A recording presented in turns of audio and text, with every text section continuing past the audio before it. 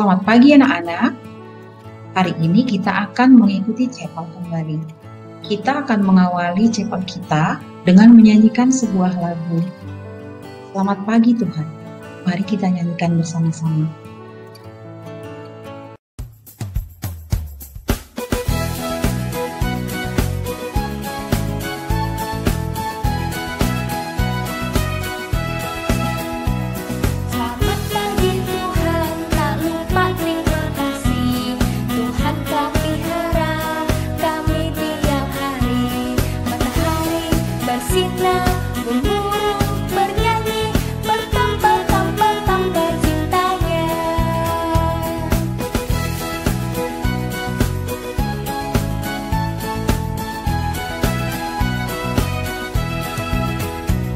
Selamat pagi Tuhan, tak lupa terima kasih.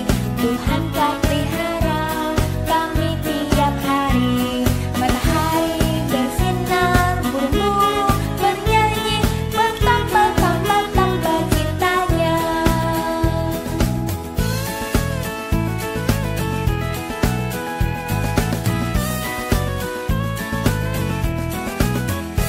Selamat pagi Tuhan, tak lupa terima kasih. Tuhan telah pelihara kami tiap hari.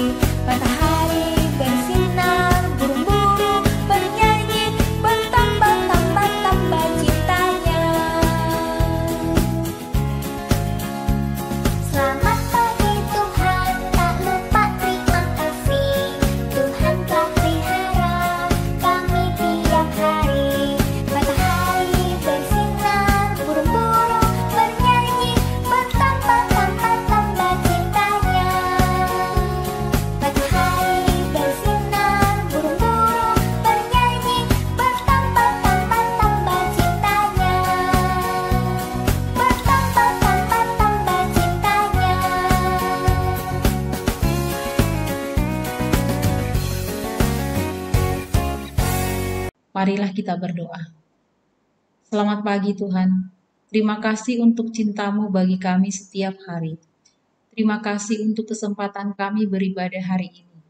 Terima kasih untuk teknologi yang memungkinkan kami untuk bertemu dalam ibadah, walaupun secara online. Berkatilah kami agar dapat mengikuti cepel hari ini dengan baik. Kami akan mendengarkan firman-Mu. Terangilah hati kami dengan Roh Kudus-Mu, sehingga kami dapat mengerti apa yang Engkau sampaikan melalui firman ini. Sehingga kami dapat mengetahui apa yang Engkau kehendaki di dalam kehidupan kami. Terima kasih Bapa di surga, di dalam nama anak-Mu Yesus Kristus, kami sudah berdoa dan mengucap syukur. Amin. Mari kita perhatikan sebuah cerita ilustrasi. Samuel adalah seorang anak laki-laki yang sangat baik. Dia adalah anak yang rajin, sopan, dan disiplin. Dia taat dan hormat pada orang tuanya. Tidak hanya di rumah, dia juga termasuk anak yang pandai, rajin, dan disiplin di sekolah. Dia taat dan menghormati gurunya.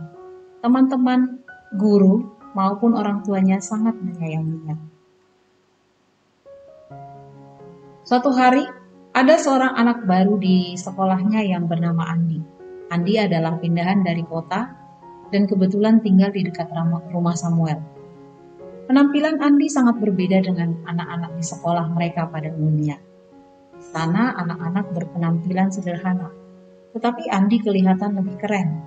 Setelah berkenalan dan saling bertegur sapa, akhirnya Samuel dan Andi pun berteman. Samuel merasa sangat senang berteman dengan Andi. Karena di rumahnya, Andi mempunyai fasilitas yang lengkap. Terutama yang sangat menarik perhatian Samuel adalah permainan PS yang ada di rumah Andi. Samuel sangat senang bermain PS. Andi sering mengajak Samuel di rumahnya untuk bermain PS. Seiring dengan berjalannya waktu, mereka berdua menjadi akrab dan tidak terpisahkan satu sama lain. Di mana ada Samuel, di situ ada Andi. Tidak terasa Samuel pun mulai ketagihan bermain PS. Bukan hanya sepulang sekolah, bahkan Andi pun mempengaruhinya agar tidak usah ke sekolah minggu. Lebih enak bermain PS. Terkadang Samuel ingin menolak, tetapi dia tidak mau membuat Andi kecewa. Setelah waktu berlalu, terjadi perubahan pada diri Samuel. Dia yang selama ini rajin belajar, mulai merasa bahwa belajar itu membosankan. Lebih enak bermain PS. Dan tanpa setahu mama papanya, Samuel sering tidak mengerjakan PR dan bolos dari sekolah minggu. Sampai akhirnya, pada suatu hari orang tua Samuel dipanggil ke sekolah karena anak mereka jarang mengerjakan PR dan mendapat nilai jelek ulangannya. Orang tua Samuel merasa sangat kecewa dan marah. Di dalam bacaan Alkitab hari ini, kita akan mengetahui bagaimana seorang Salomo membuat Allah kecewa dan marah. Karena bacaannya cukup panjang, anak-anak dapat membacanya sendiri di rumah. Salomo adalah raja yang bijaksana. Pada waktu menjadi raja, umurnya masih sangat muda, dan agar dapat memerintah dengan baik, dia memohon kebijaksanaan kepada Tuhan, dan Tuhan pun memberikan bukan hanya kebijaksanaan, tapi juga kekayaan dan kemuliaan. Di dalam perikop Alkitab hari ini, 1 Raja-Raja bab 11 diberi judul, Salomo jatuh ke dalam penyembahan berhala. Kita akan bertanya-tanya, bagaimana hal itu bisa terjadi? Bukankah pada waktu itu Salomo adalah orang paling bijaksana, bahkan dikatakan orang paling bijaksana yang pernah ada? Mengapa dia bisa jatuh ke dalam kebodohan?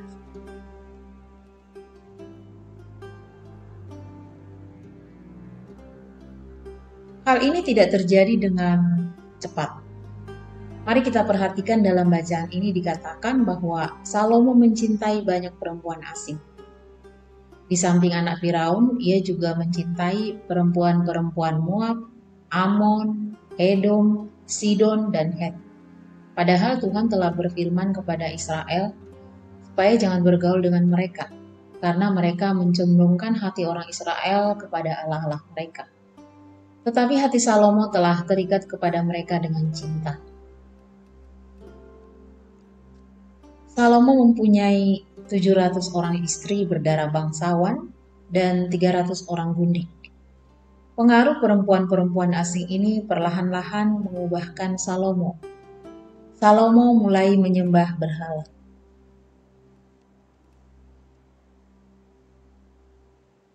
Istri-istri Salomo mencondongkan hatinya kepada Allah lain, sehingga ia dengan hatinya tidak sepenuhnya berpaut kepada Tuhan Allahnya, seperti Daud ayahnya. Demikianlah Salomo mengikuti Asitoret, dewi orang Sidon, dan mengikuti Milkom, dewa kejijikan sembahan orang Amon, dan Salomo melakukan apa yang jahat di mata Tuhan, dan ia tidak dengan sepenuh hati mengikuti Tuhan seperti Daud ayahnya. Salomo juga mendirikan bukit pengorbanan bagi Kamos, dewa kejijikan sembahan orang Moab, di gunung di sebelah timur Yerusalem, dan bagi Molok, dewa kejijikan sembahan Bani Amon.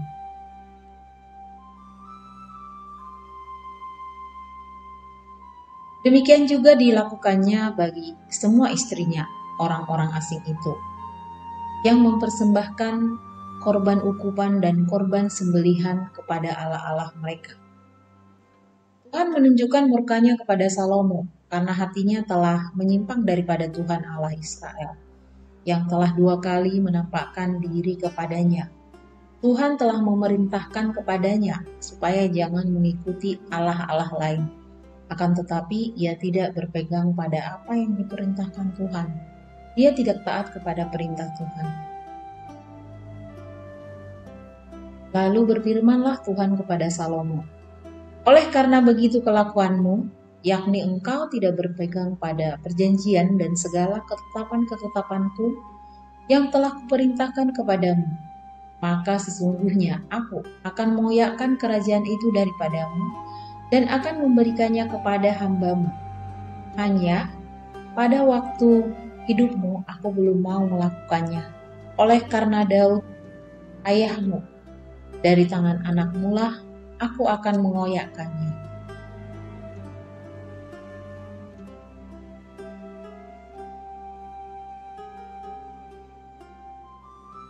Namun demikian, kerajaan itu tidak seluruhnya akan kukoyakkan daripadanya. Satu suku akan kuberikan kepada anakmu, oleh karena hambaku Daud, dan oleh karena Yerusalem yang telah kupilih. Sesuai dengan janjinya, Allah mengambil kerajaan itu dari Salomo setelah dia meninggal, karena Allah mengingat ketaatan Daud ayahnya.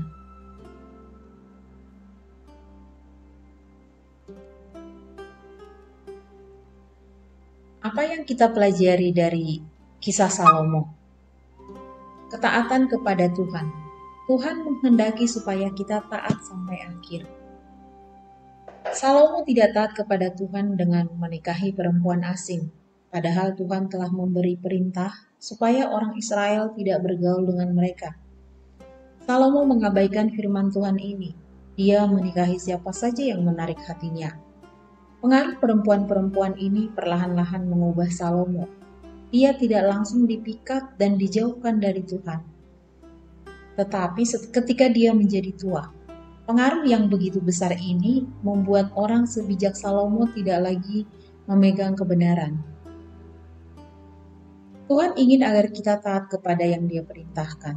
Sebagai contoh, salah satu perintah Tuhan adalah kita tidak bersaksi dusta.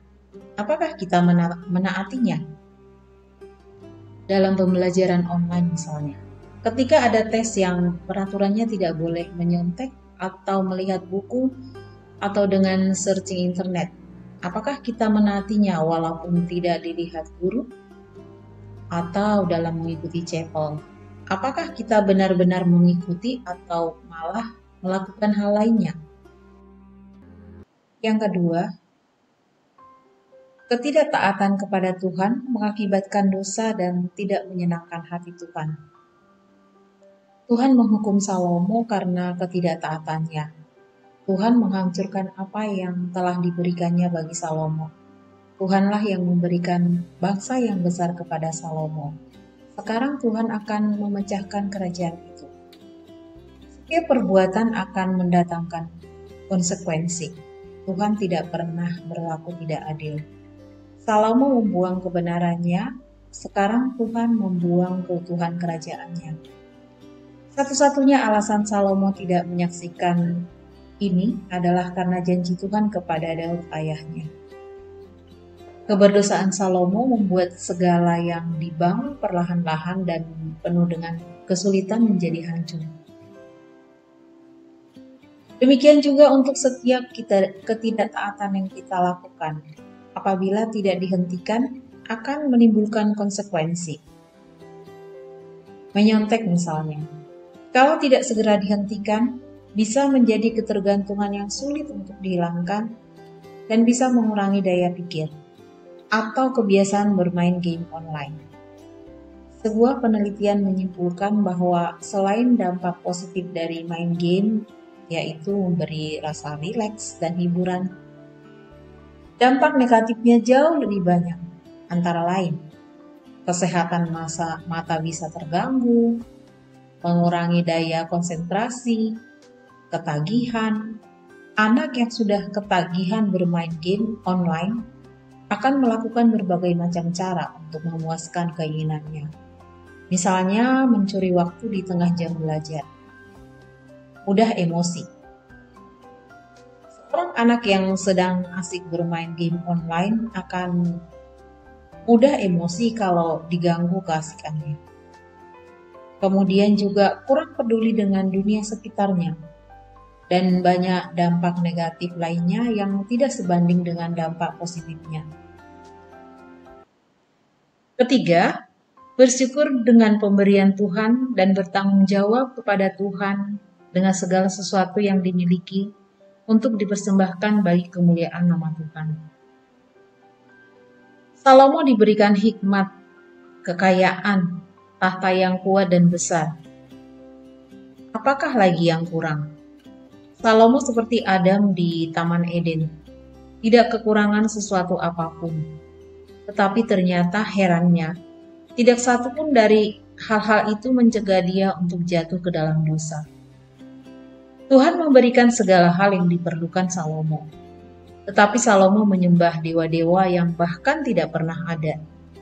Dewa-dewa itu tidak pernah memberikan apapun kepada Salomo, tetapi dia rela menyembah para dewa itu. Salomo menggunakan berkat Tuhan untuk kesenangan pribadinya. Dari kisah Salomo ini kita belajar bahwa kita harus bersyukur atas semua pemberian Tuhan di dalam hidup kita dan bertanggung jawab atas apa yang kita miliki. Dan mari kita menguji setiap tindakan yang kita lakukan dengan pertanyaan, apakah ini menyenangkan hati Tuhan atau tidak? Sebagai ungkapan rasa syukur kepada Tuhan, mari kita belajar untuk hidup taat dan berdoa agar Tuhan memberikan kemampuan dan kekuatan untuk menang atas dosa.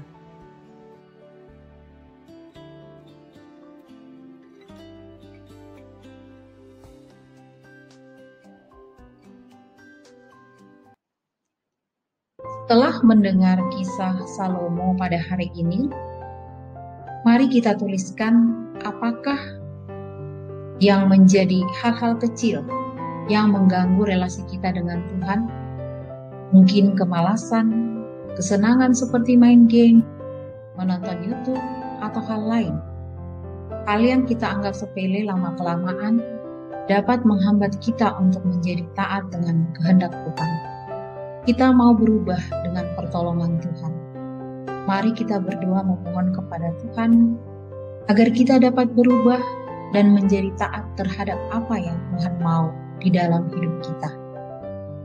Marilah kita berdoa. Bapa di dalam surga, terima kasih untuk firman-Mu hari ini yang mengajar kami agar taat kepadamu. Kami berdoa agar dengan pertolongan Roh Kudus-Mu, kami dapat menjadi anak yang taat dan melakukan apa yang merupakan kehendak-Mu bagi hidup kami. Kami menyerahkan semua aktivitas yang akan kami lakukan hari ini ke dalam tangan-Mu. Berkatilah semua peralatan yang kami gunakan agar kami dapat belajar dengan baik. Terima kasih Bapa di surga, di dalam nama anak-Mu Yesus Kristus, kami berdoa dan mengucap syukur. Amin.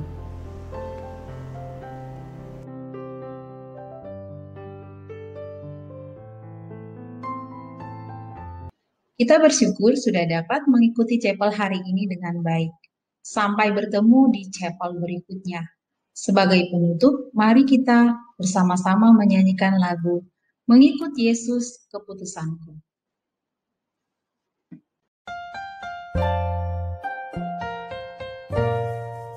Mengikut Yesus keputusanku, mengikut Yesus keputusanku, mengikut Yesus keputusanku, ku tak ingkar,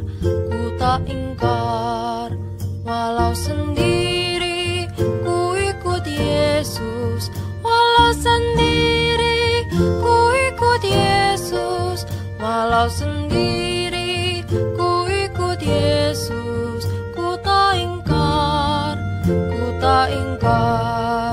dunia di belakang, salib di depan, dunia di belakang, salib di depan, dunia di belakang, salib